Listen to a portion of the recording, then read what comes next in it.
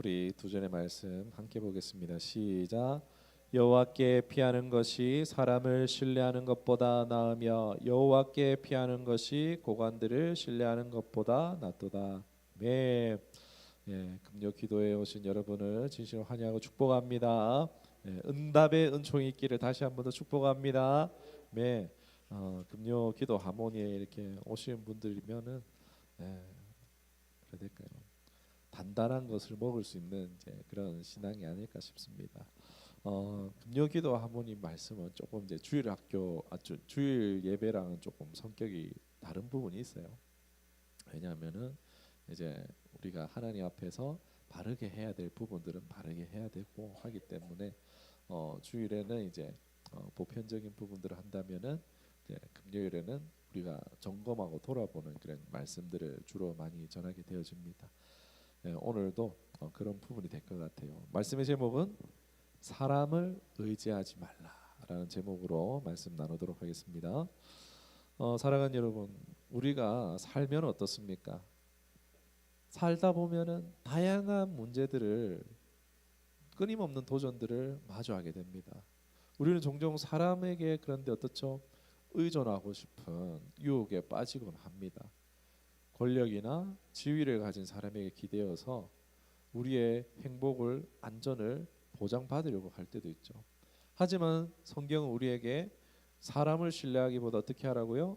하나님을 의지하라. 하나님께 기댈 것을 우리에게 말씀합니다. 오늘 시편 118편 8절에서 9절 말씀 다시 한번 보겠습니다. 여호와께 피하는 것이 사람을 신뢰하는 것보다 나으며 여호와께 피하는 것이 고관들을 신뢰하는 것보다 낫도다. 아멘. 여기서 우리가 진정으로 의지해야 할 대상이 하나님이신 것을 우리가 배우고 이것을 통해서 우리가 그 능력을 경험할 수 있기를 원합니다. 현재 전국은 어떻습니까? 위태롭죠. 참 안타까운 상황 가운데 있고 그런 가운데서도 뭐 희망도 있고 절망도 있고 그러면서 또 희망 가운데서도 안타까운 점들을 보게 되어진 것 같아요. 뭐냐면은 이제 잘 하고 있는 부분도 있지만 이제 잘못된 부분은 또 잘못된 게 있잖아요. 그러니까 오늘 제가 얘기하고 싶은 것은 사람의 우상화입니다.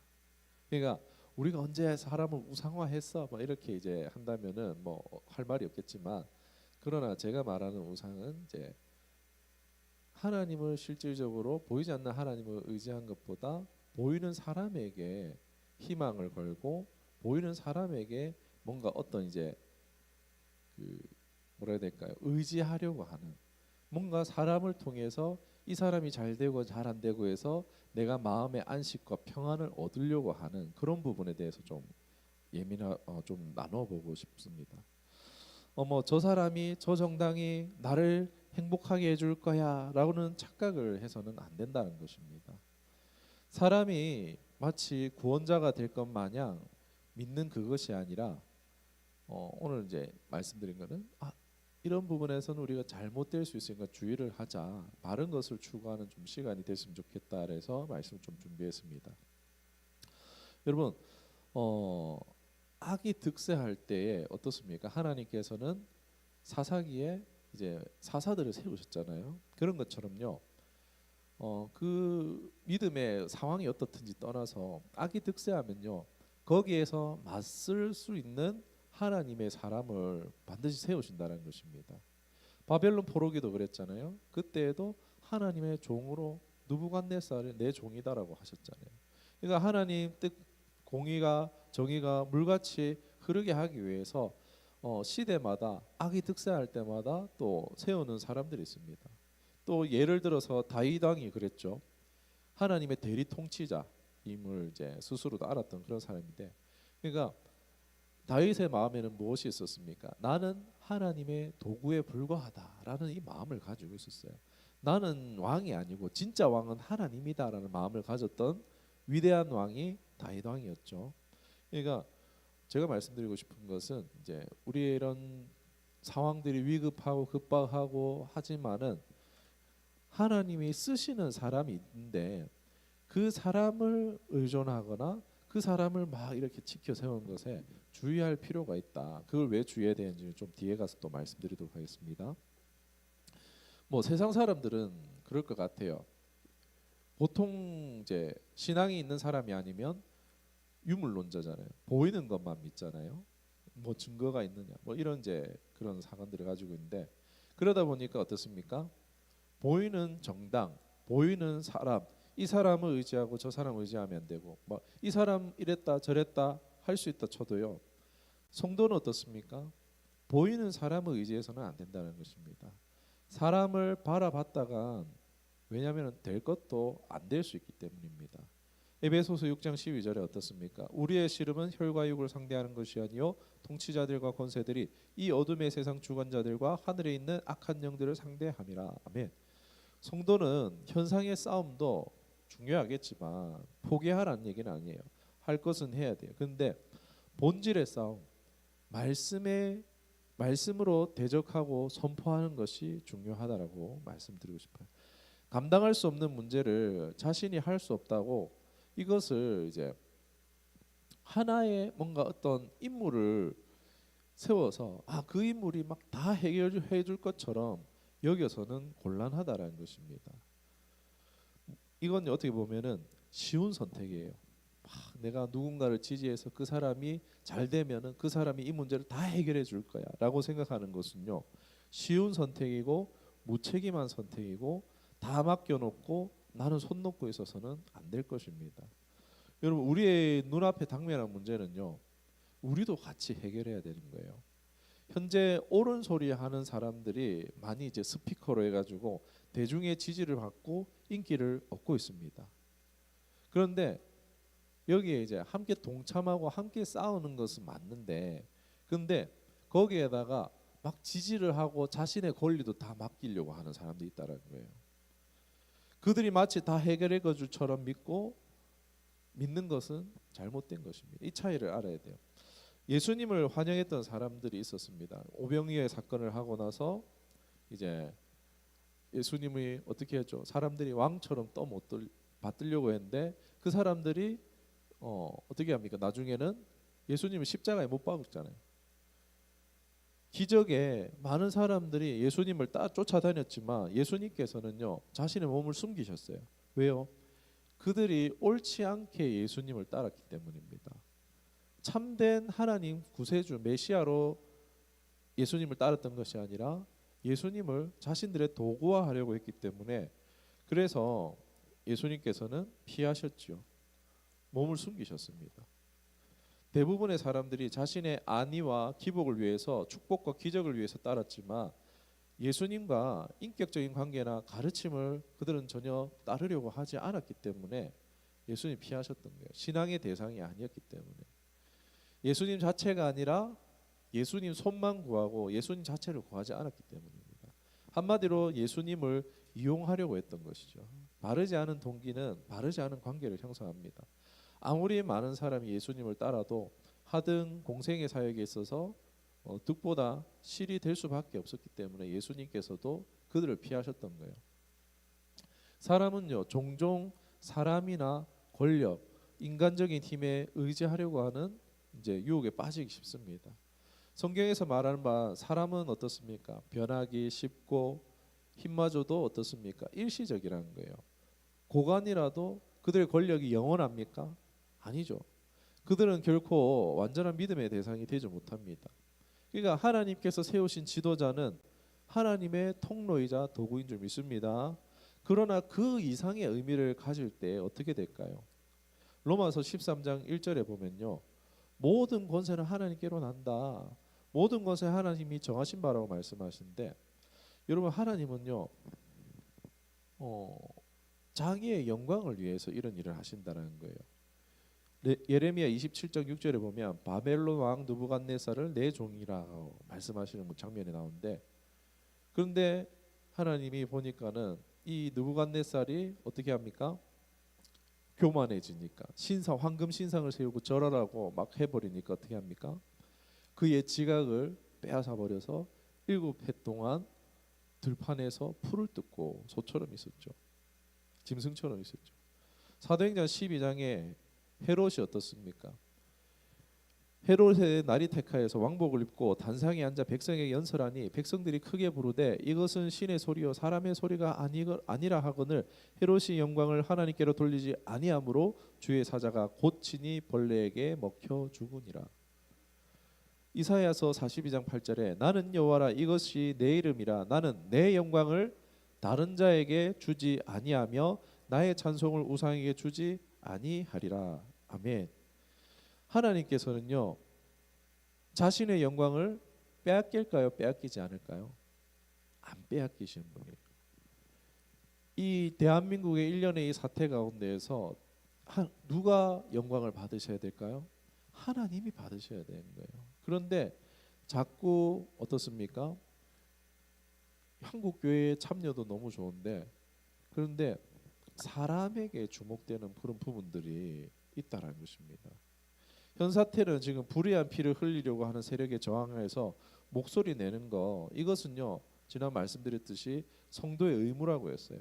잘하고 있기도 한데 그런데 자칫 사람을 우상화하는 그런 모습들이 포착되어서 저 개인적으로는 좀 눈살이 좀 찌푸려지게 되어졌습니다. 좀 조심스러운 얘기인데 제이 목사님 있죠. 이분이 마치 우리 구국의 선지자처럼 열렬하게 추종되고 있어요. 완전 정말 어떻게 보면 메시아처럼 사람들이 그렇게 쫓고 있는 모습을 봅니다. 주변에도 많아요. 이분에 대해서 뭔가 어떤 말을 하면요 난리가 나는 거예요. 그런 이제 오늘날 지금 한국 교회 모습을 보면서 한탄스럽기도 해요. 사람을 보지 말고 이 일을 행하시는 이 하나님이시라는 것을 봐야 함에도 불구하고 현상에만 몰두하고 본질을 놓치는 현상들이 계속 저는 이게 보이는 거예요. 누차에게 반복되고 있는 거예요. 여러분 성경 에스더서에 보면요 이스라엘 백성들이 포로간 가운데에 큰 위기가 옵니다. 이방인 하만이요 어떻게 합니까? 이스라엘 백성들을 다 죽이려고 하는 그런 계획을 세웠거든요. 그때 에스더는 이스라엘의 이제 출신의 여왕이 되었는데 그때에 에스더는 이제 여왕으로서 굉장히 중요한 위치에 있었습니다. 그때 에스더의 숙부가 에스더에게 이 사실을 알리면서 굉장히 의미심장한 말을 해요. 무슨 말이냐면 이때에 내가 만일 잠잠하여 말이 없으면 유대인은 다른 데로 말미암아 노여움을 피해 구원을 얻으려니와 너와 내 아버지의 집은 멸망하리라. 내가 왕후의 자리를 얻은 것이 이때를 위함이 아닌지 누가 알겠느냐. 무슨 얘기입니까? 하나님께서는 하나님의 구원, 하나님의 계획을 이루시기에 어떻게 해요? 다양한 도구, 다양한 수를 사용할 수 있다라는 말씀이시죠. 여러분 하나님은 수가 많으신 하나님, 만수의 하나님이신 줄 믿습니다. 그런데 이런 식으로 사람들이 하나님을 바라보지 않고 성도들이 사람에게 현상에만 주목하며 어떻게 되겠느냐라는 것입니다. 오히려 될 일도 안 될 수 있다는 거예요. 하나님은 사람이 아닌 하나님께로 시선을 돌리기 위해서 사람이 주목하고 기대하는 것을요 제하실 수도 있다는 거예요. 안 되게 하실 수 있다는 거예요. 될 것 같았는데 안 되게 하실 수 있다니까요.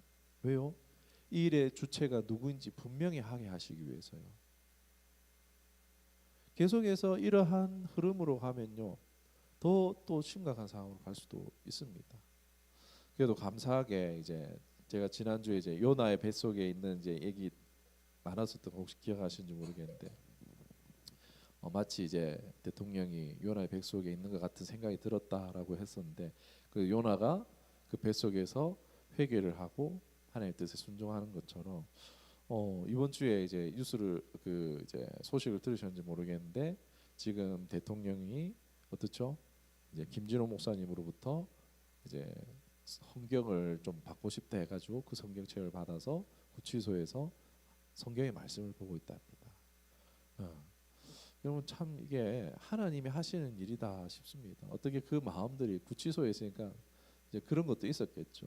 그 마음 가운데에 위안을 얻고 싶고 대통령조차도 도움이 필요한 그 절박한 가운데에서 성경책을 요청하지 않았나, 이건 저의 생각이고, 뭐 일각에서는 이제 믿지 않는 사람들은 트럼프가 대통령이 됐으니까 그가 기독교이니까 그한테 뭔가 잘 보이려고 그런 거다, 뭐 이런 식으로 얘기하는 사람도 있는데, 뭐 제가 뭐 대통령 마음에 들어가 본 것도 아니고 알 수는 없지만 저는 그렇게 해석하고 싶어요. 우리의 기도가 상달되고 응답되어지고 있구나. 정말 하나님께서 뭔가 하실 일이 있으시겠구나, 그런 생각이 듭니다. 여러분, 사람은요 본디 의존 성향입니다. 의존 성향이에요. 그런데 여기서 중요한 것은 무엇을 의존하느냐라는 것이죠. 하나님께서는 사람을 만드실 때에 하나님의 형상으로 창조하셨다. 그러니까 하나님을 의존하기 위해 사람을 만드신 줄 믿습니다. 하나님을 의존할 때 다윗은 어떤 존재였습니까? 온 피조 세계를 관할하고 관장할 수 있는 굉장히 독립적인 존재였어요. 하나님을 의존할 때에 세상을 통치할 수 있는 독립적인 존재였는데, 그러나 하나님을 의지하지 않을 때 어떻게 됩니까? 오히려 보이는 것들에 의존할 수밖에 없는 연약한 존재로 전락하고 맙니다. 여러분, 이러한 상태에서는 자신이 아닌 외부의 요인에 의존하는 삶을 살게 됩니다. 여러분, 왜 우리가 남 탓을 합니까? 왜 책임 전가를 하고 공방을 벌이는 이유가 무엇입니까? 왜냐하면 세상을 의지하기 때문입니다. 상대방의 잘못으로 인해서 내가 불행하다, 힘들다, 아프다 라고 하면서 책임을 전가하는 거예요. 의존적인 성향을 보이는 거예요. 이러한 태도는 결국 어떻게 해요? 우리의 삶을 하나님께 맡기지 않기 때문에 나타나는 것이라고 말씀드릴 수 있을 것 같아요. 말씀 뵙겠습니다. 사랑하는 성도 여러분, 다른 사람들은 몰라도 오늘 여기 있는 저와 여러분은 이 사태의 회복을 주실 수 있는 분은 누구다? 하나님. 정확하게 이 하나님을 바라보고 하나님만을 의지하는 우리가 되어졌으면 좋겠습니다. 뭐 내일 토요일 2시에 부산역에서 세이브 더 뭐 이제 코리아 해가지고 세이브 코리아인가요? 뭐 하여튼 이제 기도회가 있다고 하더라고요. 거기 가자 말씀드린 거 아니에요. 있는 자리에서라도 우리가 기도하는 건 참 좋은 것 같아요. 이 일의 해결자는 하나님이시다. 이게 굉장히 중요한 것 같아요. 우리가 그 하나님을 의지할 때에 사람을 의지하지 않고 우리가 독립적으로 서서 책임감 있는 존재가 되고 말씀을 따라서 순종하며 목소리를 내어서 선포할 수 있겠죠.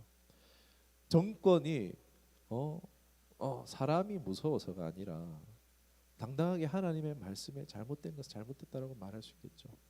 지금 이 시점에서 사람을 의지하지 말고 하나님께 시선을 돌리며 그 말씀을 따르는 것이 중요할 것입니다. 우리는 사람이나 상황의 변화가 아니라 하나님을 의지하여 하나님의 주권을 인정하고 신실한 신앙하는 저와 여러분 되기를 간절히 소망합니다. 사람을 기대하지 말고 상황의 변화를 기대하지 말고 하나님께 기대하는 복된 저와 여러분 되기를 주님의 이름으로 축원합니다. 기도하겠습니다. 살아계신 하나님 아버지,